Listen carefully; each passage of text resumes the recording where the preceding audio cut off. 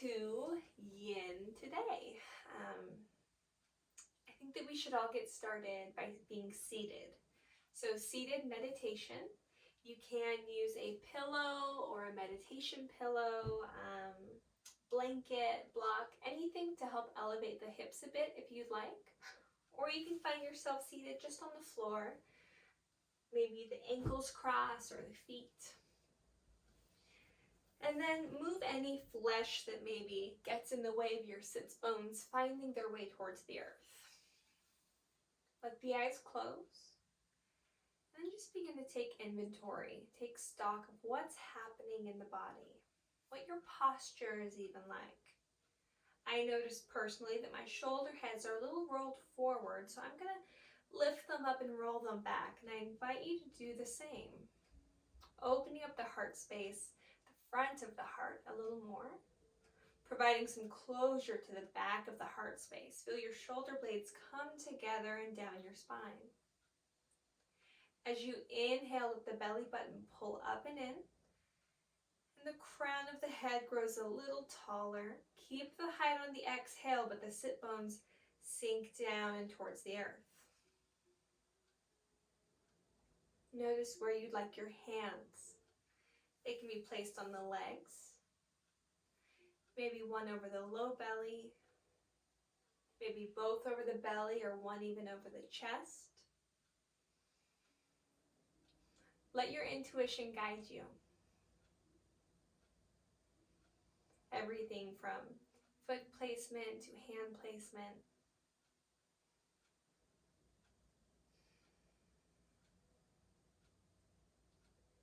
Observing the breath now. How does it feel as it moves in and out of your body?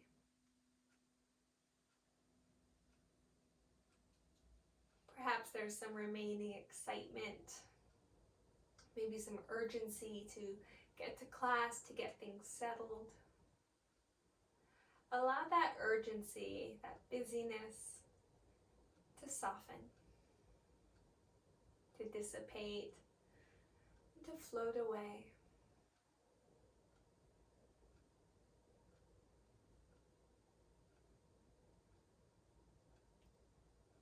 I'd like you to think about the space in your mind's eye.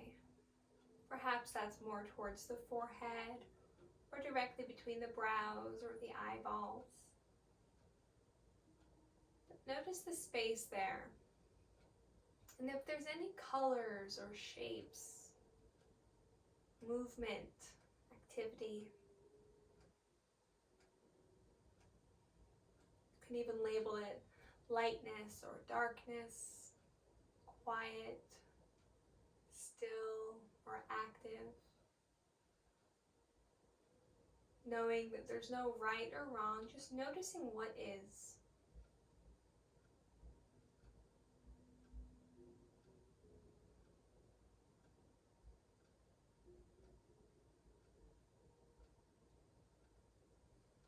And now begin to find a breathing pattern, a rhythm, that is soothing for your own body.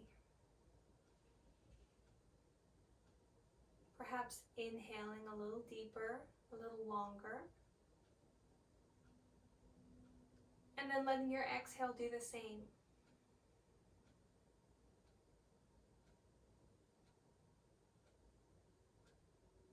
You might even find a natural pause at the end of the breath, where the body and the mind feel still. You can enjoy that space.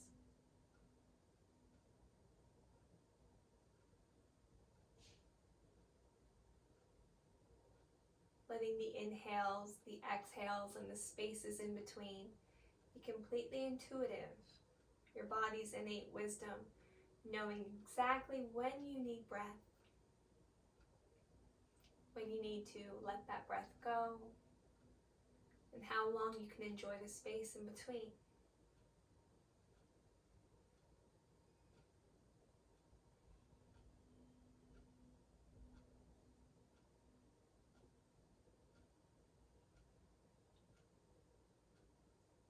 And in that space in your mind that you see, can you see yourself coming deeper into your practice? as if traveling through space and time even. Noticing any imagery that comes along with that. Arriving from where you are to where you are, but feeling different somehow, more settled, more at peace.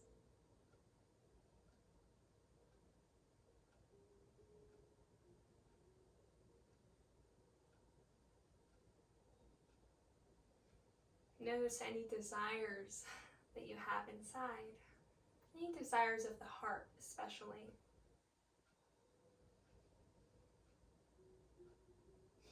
And let this be a time to meditate, to think on those desires, those wants, those hopes or dreams.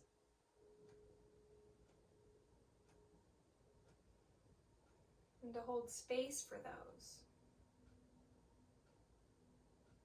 In our everyday lives, we don't always get the time, the space, the shelter even, to have those desires out and vulnerable. This is a safe time and space. What is a big wish or a big want that you currently have or hold?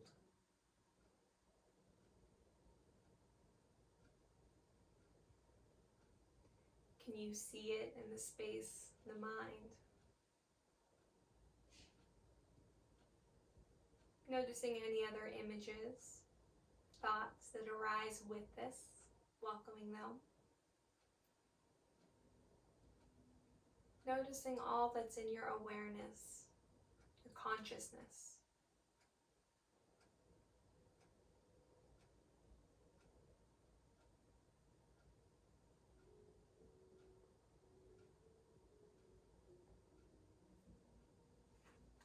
Yoga Sutra 118 can be translated as saying, with continued awareness, we identify only with the pure consciousness residing in the heart. So with this awareness, with this knowing of what the heart wants, can we begin to craft an intention surrounding that?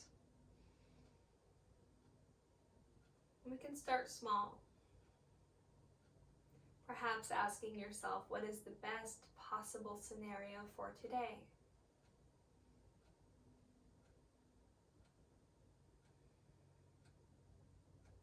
What about for the foreseeable future?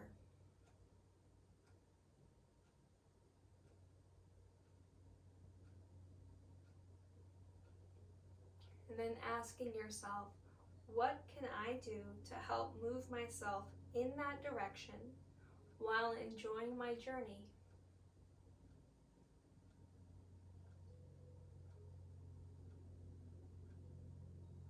Allow images,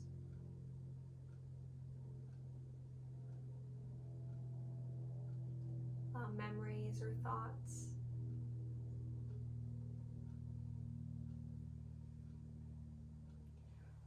Quieting the chatter of the mind so that you can really focus on the wants and the needs of the heart.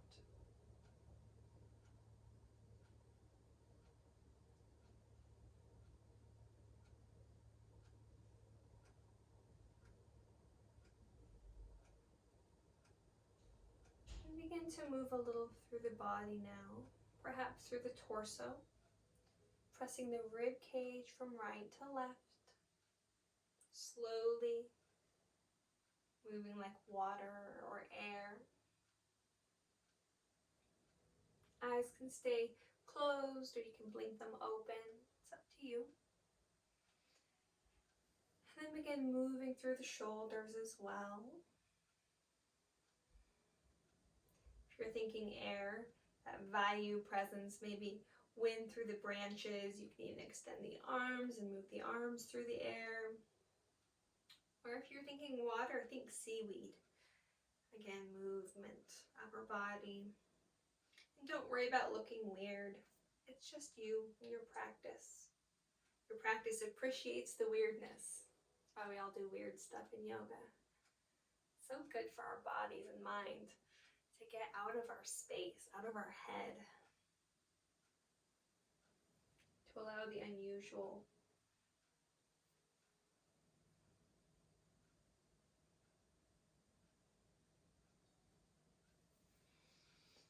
And then begin finding yourself moving through some seated cat-cows, and you can do this with your hands on your legs, maybe starting at the knees, rounding the back, hollowing the front of the body, tucking the chin.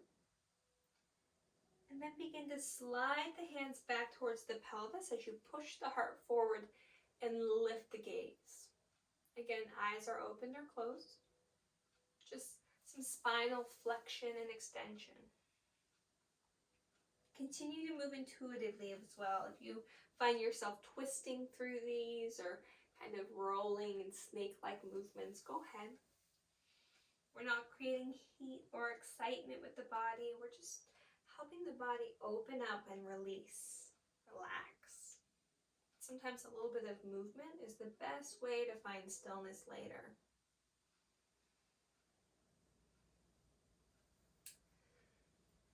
As you feel ready, we are going to find our pose that will begin our yin practice. This is going to be a wide-kneed child's pose.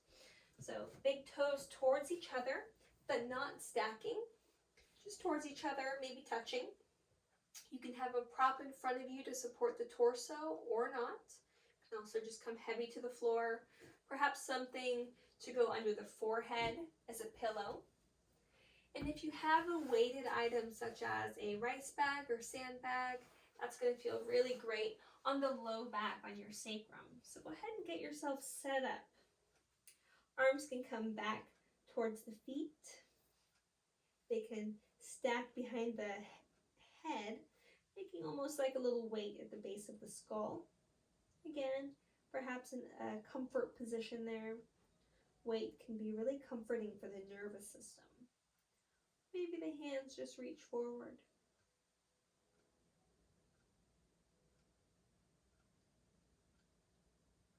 Notice if you need to make any adjustments, either for comfort, for ease, or maybe for more sensation. In yin yoga, there is a bit of stress going on. We do want to feel something, but we don't want to feel everything. So allow yourself to feel just enough to where your body gives notice, says, okay, I know there's something going on there, and then stop there. We're not going as deep as we can into any stretch. Only as deep as the body wants us to go. Full body, yes. And then take a big cleansing breath in and a clearing breath out, settling into the shape.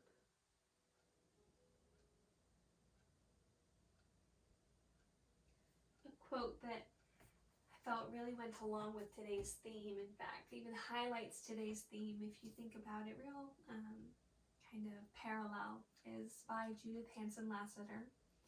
And she said, we can become too used to what is usual that we miss what is important. So maybe thinking about that. We can get too caught up in that chatter of the mind or the mundane, the routine, that we miss the things that can really stand out, the things that are important, that can really help us on our journey to what the heart wants.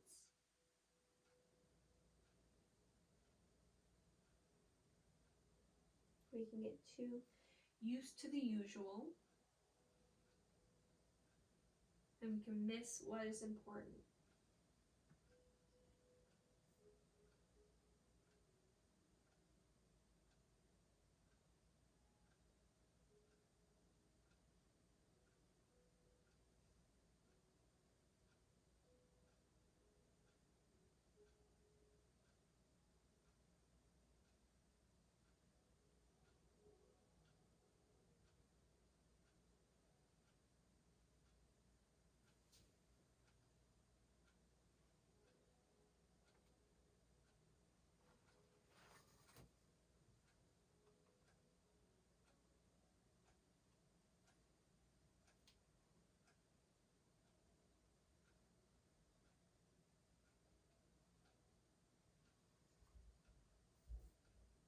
Notice the sensation in hips,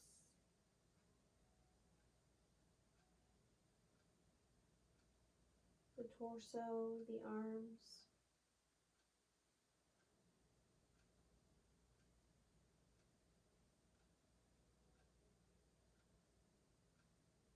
Welcoming sensation into the entire body. Even the places that don't call your attention, welcome sensation there.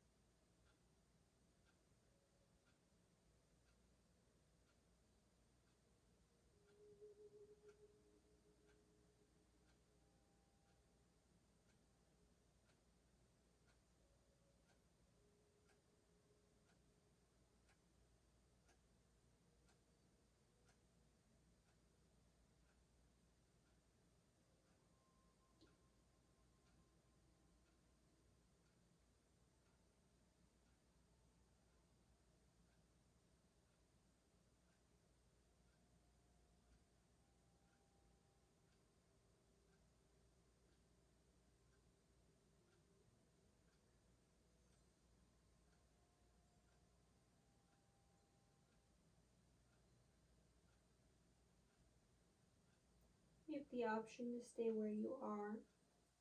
You're going to bring the knees towards each other now. Finding more of a closed-knee child's pose. And again, you can use support under the torso or not. Allow yourself to decide for yourself what the body needs, and then honor those needs by providing.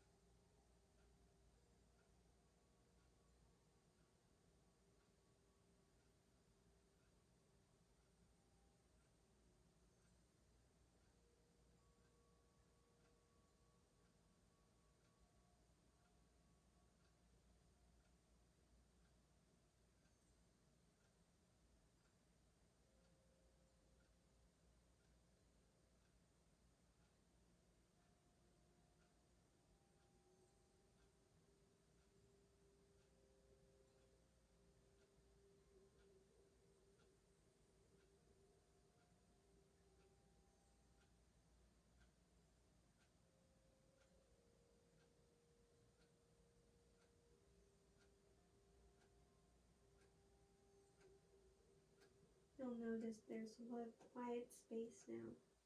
For me, maybe not on your end, maybe your mind is loud, and that's okay. That's on purpose.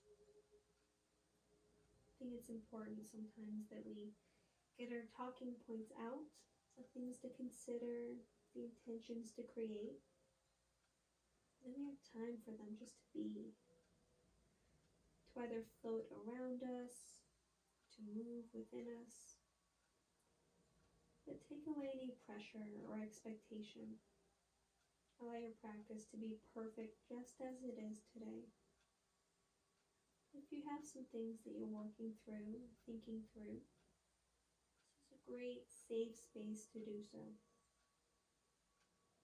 With no other obligations or duties during this time is just for you.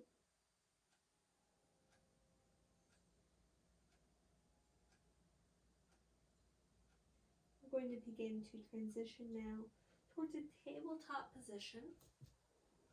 keeping any props that you have around you where they are, because we're going to transition towards our puppy pose. And they may be just as helpful in puppy pose as they were for these other poses.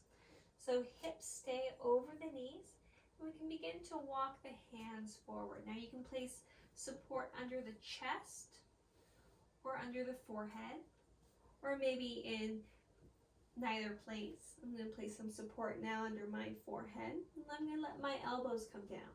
Perhaps your elbows stay with your arms straight so they don't come down, but I today need the support, so this is my puppy pose. Go ahead and find yours. Notice if you need to make any little adjustments. Perhaps puppy pose or heart melt pose just doesn't feel right and you need another child's pose. That's fine too.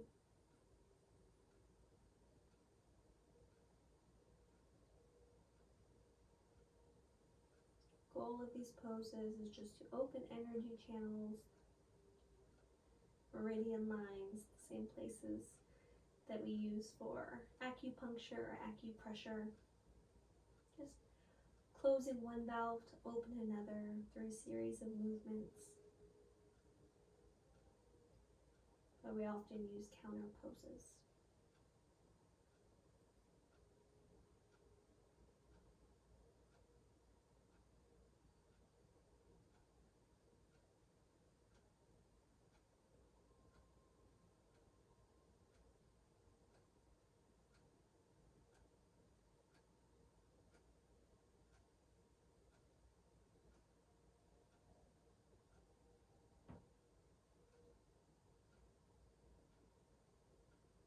And we're not here for long. Go ahead and find yourself back in table. You can take the weight off your low back, and you can begin to just move the hips right to left, maybe stretch through the wrists, turning the direction of the fingers, maybe tucking the toes and leaning the hips back, stretching the bottoms of the feet through the toes.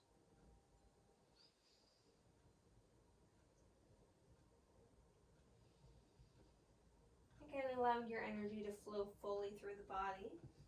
Noticing where the kinks are right now. So think about any flexion. So the hips, the knees. If you feel like the hips need to be opened a bit before we find our next pose, you can lean the pelvis forward, coming into more of a seal or cobra. That might feel really nice. Stretch the front of the pelvis. Bit of a back bend. It also releases the knees. Nice straight legs.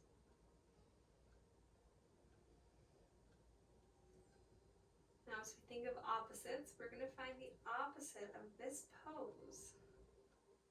So let's find ourselves seated with legs stretched out in front of us. Caterpillar pose. I'll go kind of diagonal on my mat. There we go. If you need to sit up to help get more of an anterior tilt of the pelvis, to keep a straighter spine so you don't have that breaking point in your low back, that can be really helpful. Meditation pillow or block will do just fine for that. And what that does, you'll notice you're able to sort of tip your hip bones forward, tail feathers come up behind you. May not be needed, maybe it is. Just an option. You can also have the knees bent as much as you need. Sit up nice and tall, breathing in, growing taller for a middle element. And on the exhale, letting the heart come forward. And then let things get heavy, finding more of an earth element. From here, we build the floor up to us to find our support. So, any other pillows or blankets that you have, go ahead and make the ground come up to you, whether that means resting forward, chest, torso, and head. Maybe making a kickstand for the head. You can use comfort for the arms by hugging or just letting them be. Looking for sensation along the back side of the legs as well as the low back and through the glutes. Try to find an even amount of sensation. Of course, if you have some low back issues like bulging discs, anything like that, we don't want that rounded spine for you. We want a nice straight spine. And you're just going to bend your knees and think of more of a cow-like shape as you bring your heart forward, keeping the anterior tilt of the pelvis. So your sensation will be predominantly just behind the legs. It'll be a hamstring stretch for you. But if you don't have any back issues and you want a little bit more, you can take a little bit more. Remembering to find your edge. Somewhere that the longer you are, the less sensation you feel. The body feels safe and relaxed, and stillness comes easy.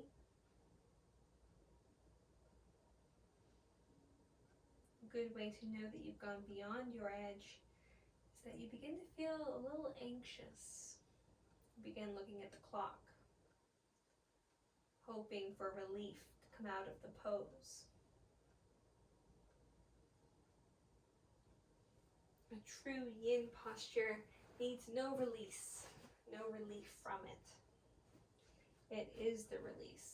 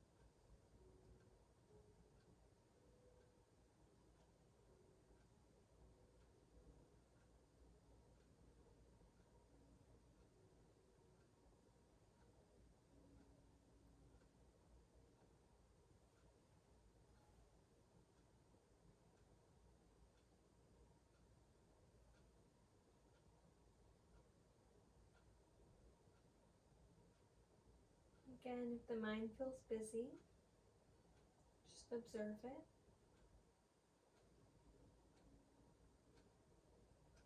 Notice where the mind is going, what holds its attention most. And you can decide to either redirect it or to keep observing.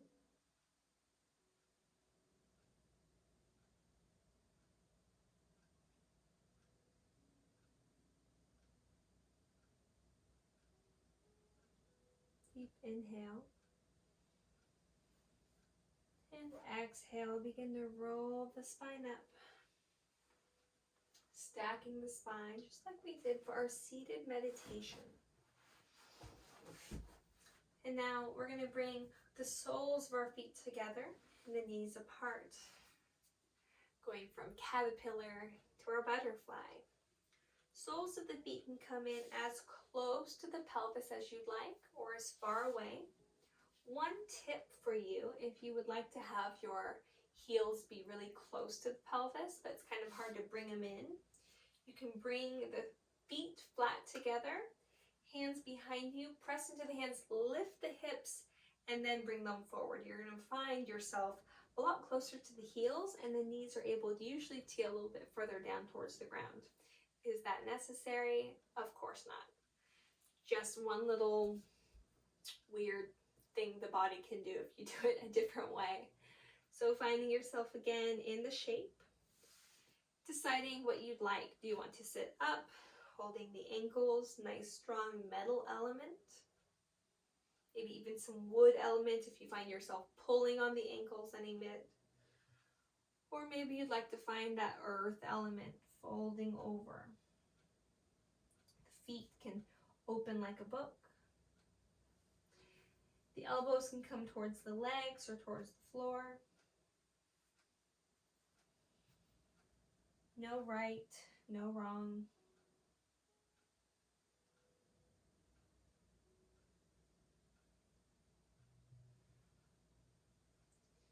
using this as a time, again, for seated meditation, for thoughts.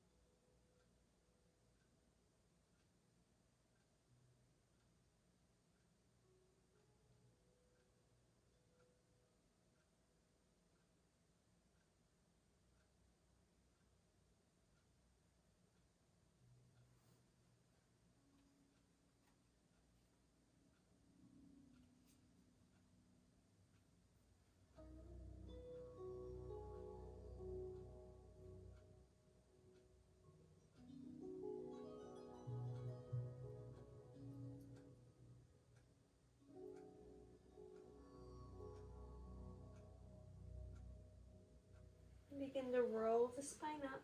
And from our butterfly, we find our dragonfly. Keeping your seat how it is, just extend the legs long and see where the heels land.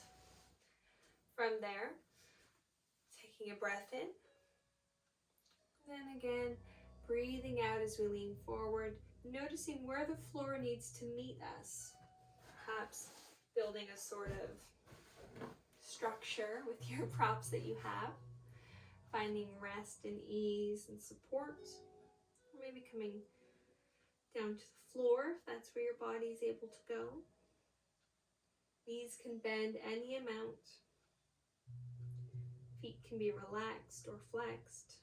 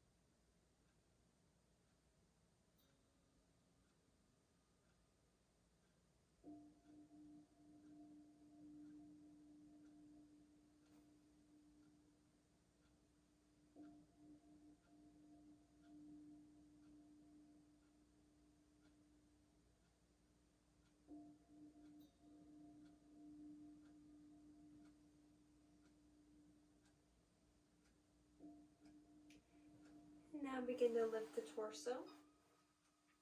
This little mini sequence that we're doing for the tail end of our yin practice are shorter holds, only a couple minutes each. So notice that as you feel like you're really settling into the posture, it's time to get back up out of it. Sometimes that can stir up even feelings of annoyance, especially when you want to relax.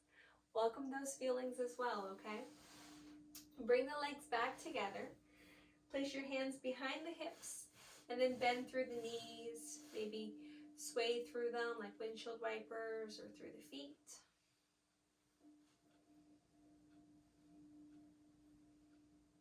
Okay. We're going to find our shoelace pose. We're going to start with our half shoelace and then we'll go into a full shoelace. And then if we need to do like a in-between Goldilocks version, that's available. So we're going to start with the left leg long and the right knee bent. So right sole of the foot into the left leg. And then we're going to begin to tip the knee up, cross the right foot over. And then begin to drag the right heel back so that it's more next to the left hip, so that the right knee is stacked over the left knee. And from here you sit up and you fold forward. Notice where your sensation lies. If it's somewhere in towards the right hip, stay here. If it's solely behind the left leg as a hamstring stretch, maybe even down to the calf, we'll move on towards our full shoelace. So sit back up, lean all the way onto the left hip, bend through the left knee. So this left heel is now coming towards the right hip, and we settle back towards center. Knees are stacked. You should feel in the hips now. If this is too much, you can lean forward and place a prop beneath the hips, give you some height. Okay? If that's still not enough, come back to your half shoelace, just by leaning onto the left hip again and straightening through that leg. And I promise more is happening there than you can feel if the other two versions were too intense. Otherwise, we are in our shoelace pose. Feel free to sit upright, maybe connecting the palms to the soles of the feet, pressing, finding energy, uplifting. Or maybe you fold, you round forward. No right, no wrong, only choice.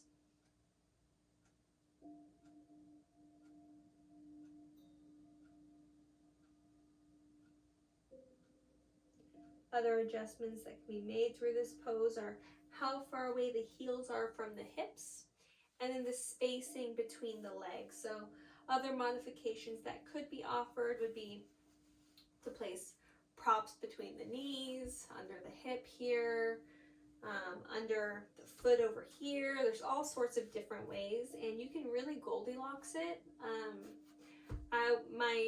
My go-to, since I'm not there with you to work through it in your body side by side, is to say if the full shoelace version isn't working for you, let's not modify it in the shape. Let's just go back to our half shoelace and be very safe.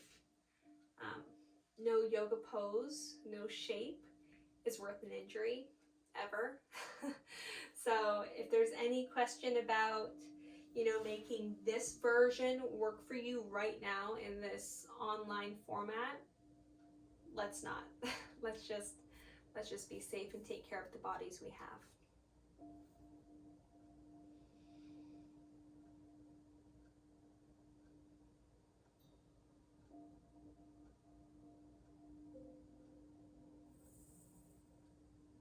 We're only here for 3 more breaths. So just be aware of those breaths, mindful of them.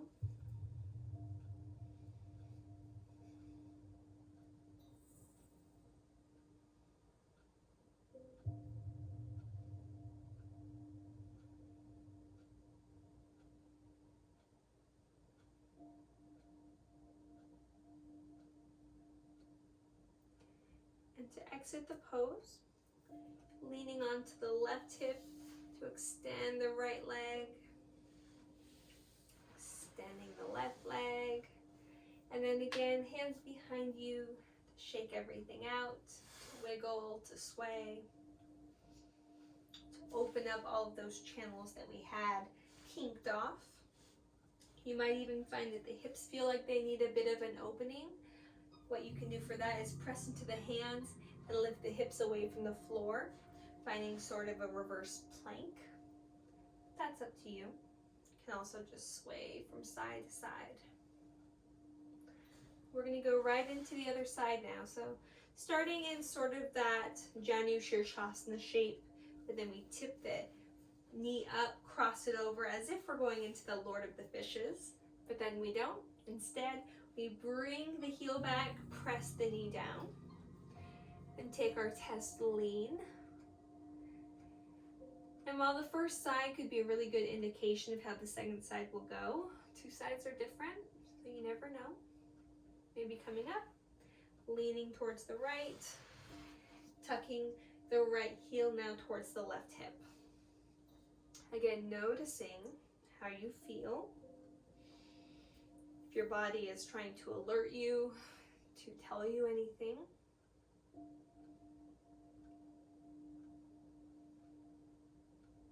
As you sit here and as you breathe here, it begins to get a little more intense. Maybe straightening out that bottom leg again. Otherwise, finding where you'd like to be. If you like the Hastapada connection, that mudra that we're making just by pressing hands and feet together.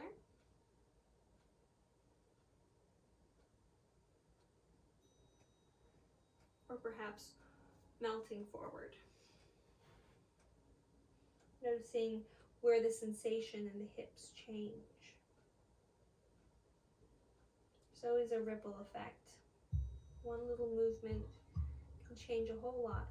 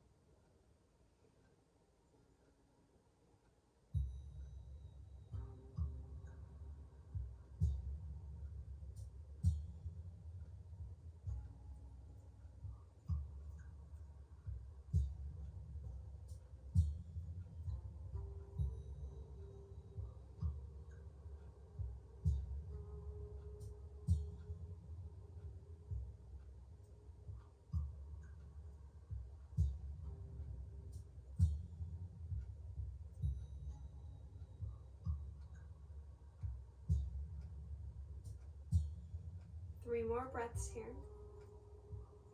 Don't have to change them. Just be mindful of them.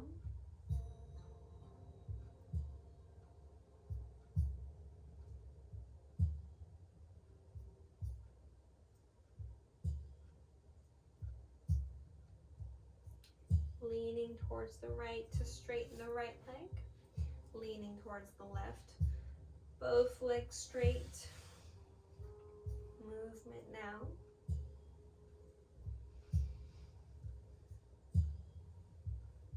And now we are going to find that half Lord of the Fishes twist. So go ahead and keep the right leg straight.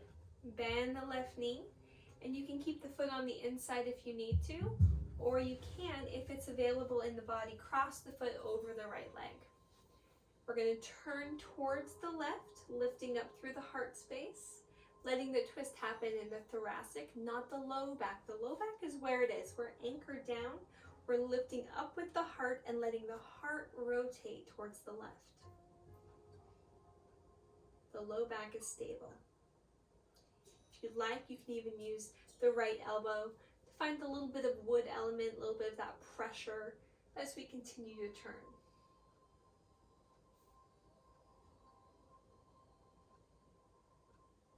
If you need to dial it back, if you notice that you went a little too far, that's okay. You can always do less.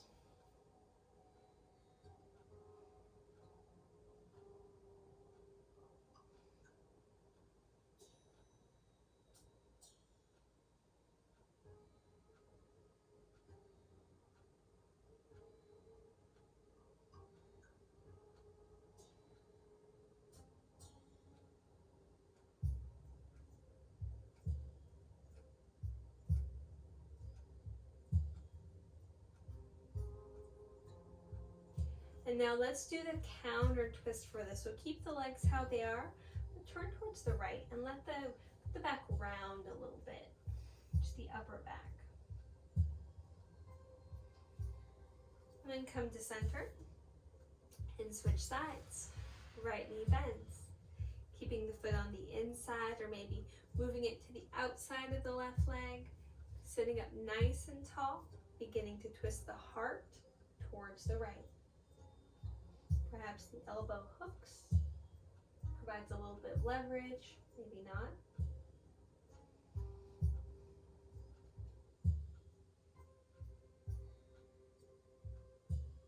I like to think of yoga as like the maybe. Everything is a maybe, you know? Our bodies, our minds, our practices change so much. Not even just over time or in a month or a week, but moment to moment. And if you can be really attuned with it, you'll know that in each moment, even with each breath, you might need to make little adjustments. And that's okay. It's a good thing. It means you're not getting so used to what's usual that you're forgetting what's important. You're not missing anything. You're very aware.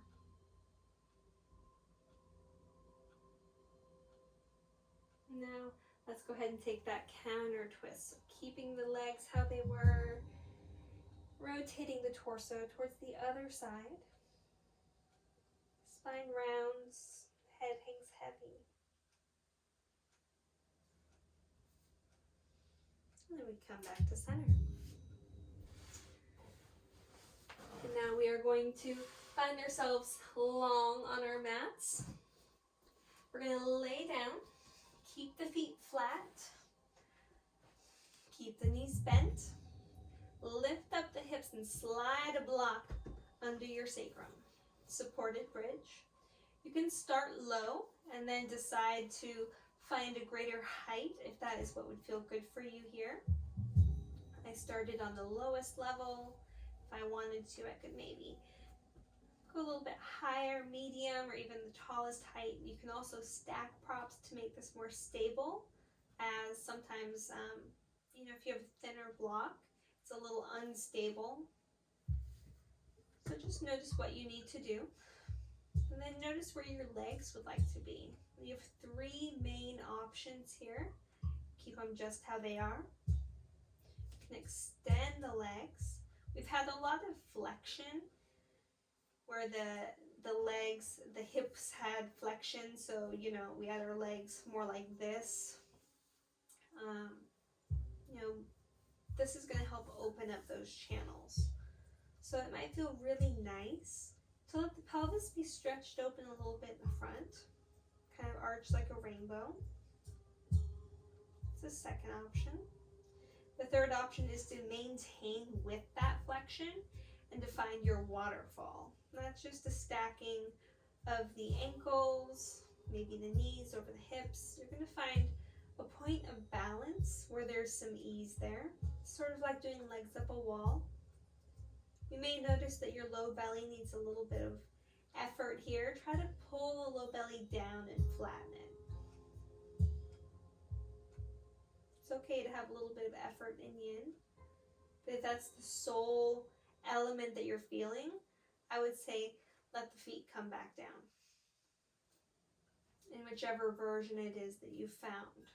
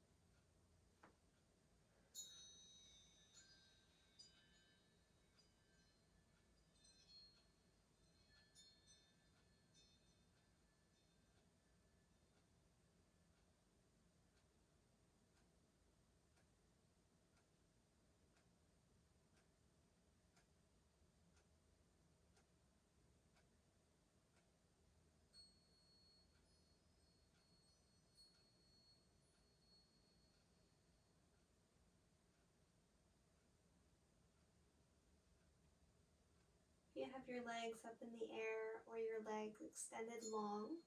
Go ahead and find your feet flat on the floor once again with the knees bent. And wiggle the toes, rock the feet back and forth, really finding their place on the mat.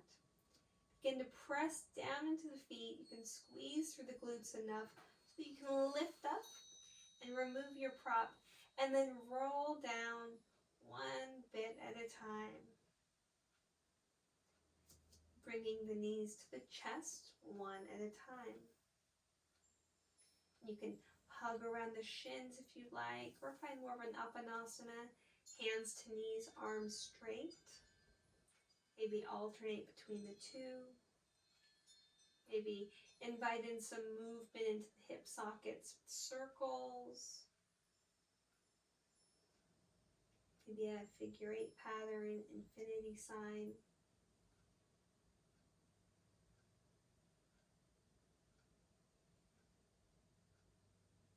If you'd prefer to find your happy baby now, this is a good time for that. Soles of the feet up towards the sky, grabbing whatever you can hold on to while keeping your sacrum, your tailbone area anchored down, not letting the spine completely round.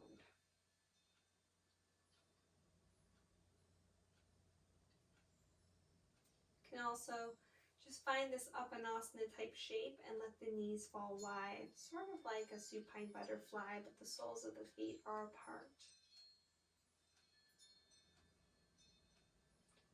And maybe one arm gets stretched a little bit more than the other.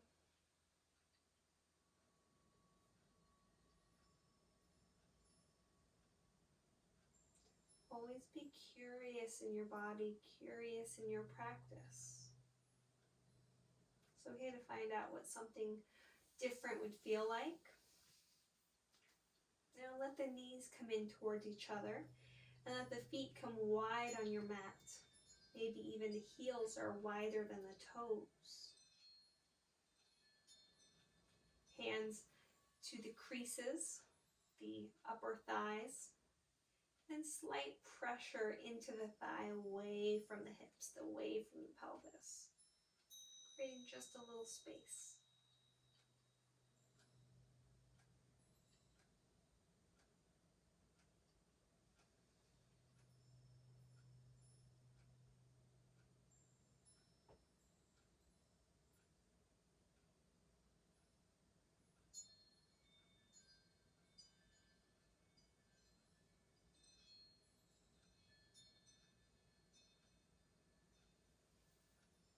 And then begin to extend the arms and the legs long, taking up lots of space on the floor, finding our pentacle pose. So arms, think like you're making a snow angel. So the arms are not right by the sides of the body, the feet aren't together. And take this shape, take this pose, to think about how you'd like to use any props that you have, any positioning that you've preferred in the past for your Shavasana. You can stay in this shape as long as you need to. But if you know exactly where you'd like to go for your Shavasana, go ahead and begin. If this feels good, you're welcome to stay here. Take your Shavasana here.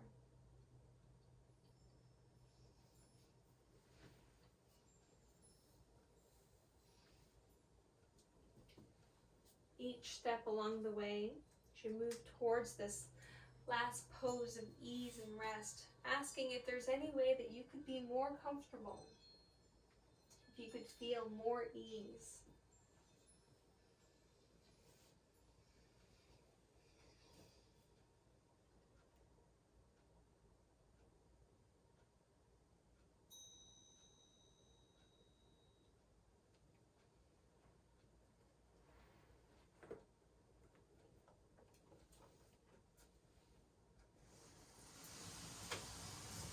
I am going to play the harmonium. If it's not a sound that you prefer to hear, if it's not relaxing to you, you can go ahead and turn the volume down now. I won't be offended at all. But sometimes it can be nice to welcome new sounds, new sound waves even into our bodies. So I invite you to take a deep breath in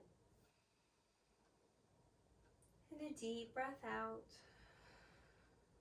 Allow the body and the mind to relax together, to find space and safety.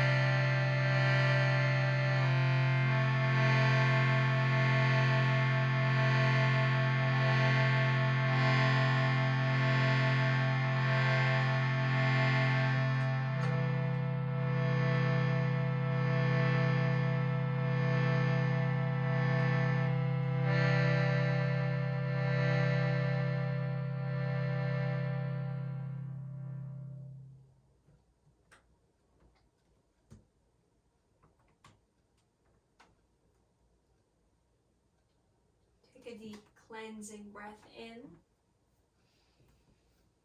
And another clearing breath out.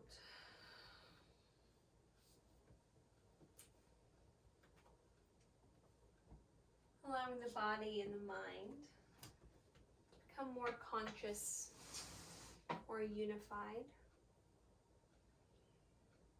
Finding a state of wakefulness.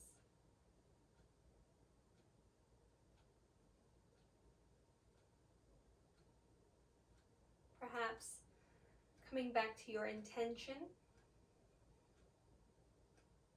to any mindfulness that you had at the beginning of class, as you started your practice, or anything that came to you as you were in your practice.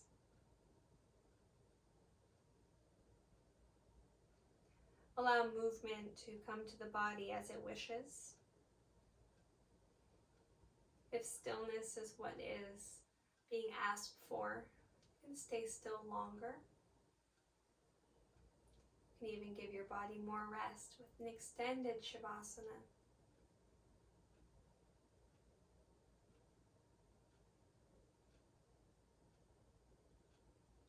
Wherever you are, whether you are coming to a seated position or deciding to lay down, I'd like you to bring your palms together at your heart and appreciate the heart that's beating in your chest and all of the wants, the wishes, the goals, and the dreams inside of your heart. From my heart to yours, I'd like to thank you for practicing with me. Namaste.